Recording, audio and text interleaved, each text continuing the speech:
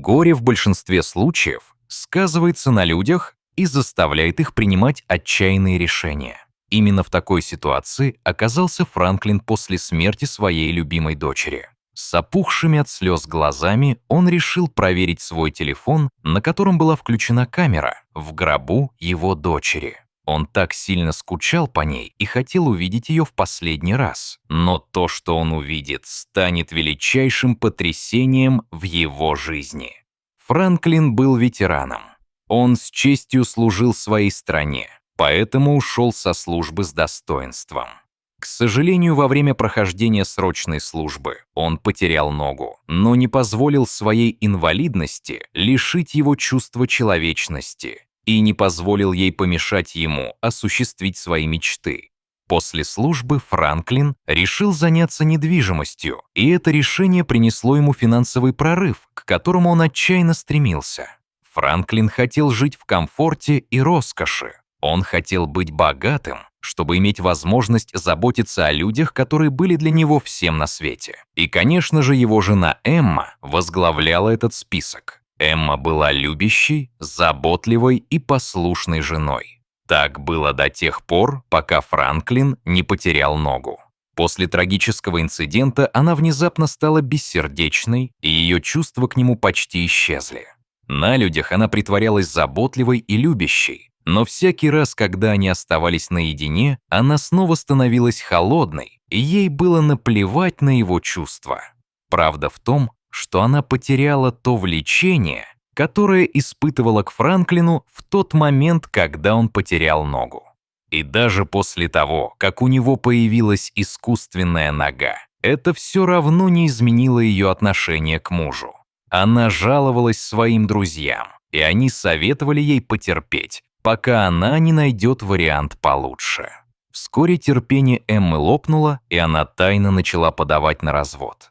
Но в это время бизнес Франклина в сфере недвижимости внезапно пошел в гору, и он заключил многомиллионную сделку, которая изменила всю их жизнь за секунду. Увидев, что Франклин стал богатым, Эмма передумала с разводом. Конечно, ее бесила его травма, но она была по уши влюблена в его деньги и решила остаться. Из враждебной и недружелюбной она внезапно превратилась в заботливую, любящую и понимающую. А Франклин, который был безумно влюблен в свою жену, не мог уловить разницы. Он не понимал, что она разлюбила его и просто мирилась. Или, может быть, Эмма просто была хорошей актрисой. И при этом умной. Но шли дни, и она понимала, что приходится мириться со все большим количеством вещей. Например, когда Франклину требовалась помощь по дому, ей приходилось выполнять его поручения и даже возить его на машине. Все это она терпела и делала с фальшивой улыбкой на лице. Но когда Франклин сказал ей, что хочет усыновить ребенка, она перестала притворяться и испугалась. «Я уже говорила тебе, я не хочу ребенка, я не люблю детей. Зачем это делать?» Сердито закричала она, сделав акцент на его ногу. Не обращая внимания на непристойные слова, которые она сказала о его ноге, Франклин сказал: «Дорогая, я говорю о дочери моего лучшего друга, Дженнифер. Теперь она сирота. Мы должны забрать ее к себе». Бедная Дженнифер, которой было всего 2 года, потеряла своих родителей в результате несчастного случая, и поскольку Франклин не хотел, чтобы ее отдали в детский дом, он решил удочерить ее. После долгих уговоров Эмма в конце концов сдалась. И пара начала процесс усыновления, который прошел довольно быстро и гладко. И через несколько дней они официально удочерили маленькую девочку. Когда Дженнифер появилась в их доме, все как будто ждали ее. Она принесла с собой немного солнечного света. Франклин очень любил ее. Она была милой девушкой и отличалась веселым поведением. Однако, когда она подходила к Эмме, ее всегда встречали холодным взглядом. Видя реакцию Эммы, маленькая девочка плакала и бежала к Франклину. «Не волнуйся, детка, просто у мамы плохое настроение. Ты можешь поиграть с ней завтра. Хорошо?» Часто говорил Франклин Дженнифер. Одна из причин, по которой Эмма обижалась на Дженнифер, заключалась в том, что Франклин, казалось, перенес всю свою привязанность к ней на Дженнифер. Она заметила, что Франклин больше не выпрашивал ее внимания, как раньше, и даже перестал покупать ей подарки. У нее началась паранойя. Может быть, он разгадал ее притворство? Могло ли быть так, что он каким-то образом понял, что она больше не заботится о нем и просто терпит этот брак?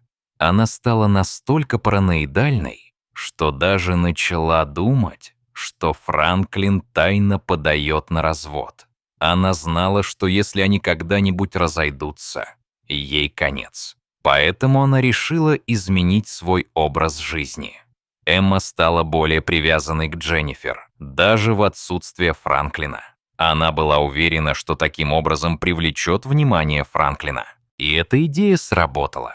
Франклин был рад видеть, что Эмма полюбила Дженнифер и снова начал покупать ей много подарков. Когда Дженнифер исполнилось 3 года, Эмма изо всех сил старалась устроить вечеринку по случаю ее дня рождения. Дженнифер была так счастлива. Вскоре она начала называть ее мамой точно так же, как называла Франклина папой. Франклин подарил Дженнифер особый подарок на ее 3-й день рождения. Это была кукла с фотоаппаратом. Он не знал, что у куклы есть фотоаппарат, пока продавец не объяснил ему, что в правом глазу куклы есть камера. Продавец также предложил настроить его телефон так, чтобы он мог просматривать то, что снимала камера. Дженнифер не могла сдержать радости, когда увидела свою куклу. Никто не мог разлучить ее с любимой игрушкой. Казалось, все было идеально, пока Дженнифер не исполнилось 4 года. Франклину неожиданно позвонили на работу и сообщили, что у Дженнифер случился внезапный сердечный приступ. Не теряя времени, он бросился к своей машине и поехал в больницу, куда ее доставили. К своему большому удивлению, когда он добрался туда, то увидел плачущую Эмму. Прямо на ее руках было безжизненное тело Дженнифер. Все произошло так быстро. «Я ничего не поняла. Наша малышка ушла», – прошептала Эмма. Потом она заплакала и сказала, что им нужно немедленно похоронить девочку. И Франклин, который в тот момент плохо соображал, согласился. Так что бедную Дженнифер немедленно похоронили вместе с ее куклой. В ту ночь Франклин не мог уснуть. Не находя покоя, он лег на диван в гостиной. Именно тогда он решил посмотреть на последние минуты жизни своей дочери и в последний раз увидеть ее в гробу. Дрожащими руками он достал свой телефон, но то, что он увидел, потрясло его до глубины души. Прямо там, в гробу, он увидел, как Дженнифер гладит свою игрушку. Охваченный страхом, Франклин издал пронзительный крик, напугав Эмму, которая крепко спала в спальне. Эмма бросилась выяснять, в чем дело, но прежде чем она успела добраться до гостиной, Франклин уже взял ключи от машины и на огромной скорости помчался к могиле. Оказавшись там, он вырыл могилу, вытащил гроб и откинул крышку. Дженнифер только успела улыбнуться, прежде чем потеряла сознание. Франклин быстро отвез свою дочь в больницу, где ее состояние немедленно стабилизировалось.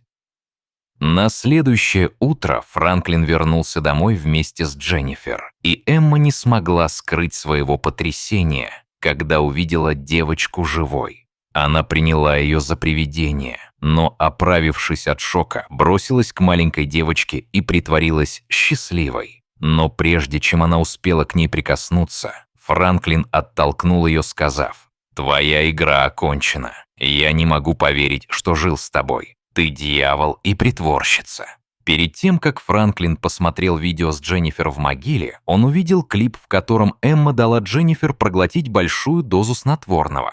Затем, спустя несколько минут, маленькая девочка упала, и Эмма начала звать на помощь. Когда они добрались до больницы, ее ошибочно признали мертвой. «Как ты могла так поступить? Я же оформил на тебя недвижимость. Ты видела мое завещание? В нем упоминались вы с Дженнифер. Ты не должна была причинять вред невинному ребенку», – прокричал Франклин. И тут он сказал то, чего Эмма никогда не думала услышать. «Долгие годы я притворялся дурачком. Я знаю, ты давным-давно разлюбила меня только потому, что я потерял ногу. Но ты продолжала притворяться.